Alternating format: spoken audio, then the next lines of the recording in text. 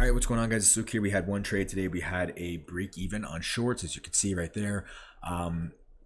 Today, coming into the day, I was leaning more bullish because we were delivering out of a daily bullish gap, a 4-hour gap, and I saw that we did have draws higher. So I personally wanted to see a move higher.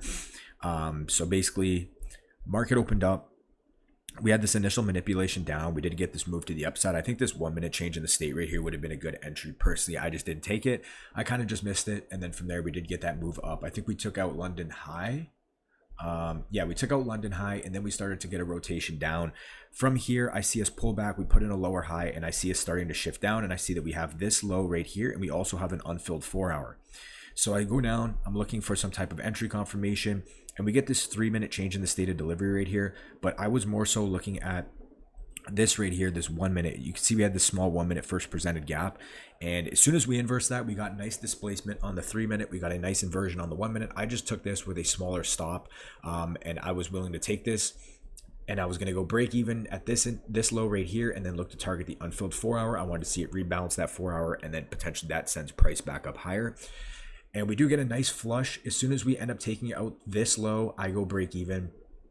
And we end up coming down, getting break even on this trade. Again, if I did go for the smaller risk to reward play, this would have played out, but I just wanted to see price flush lower.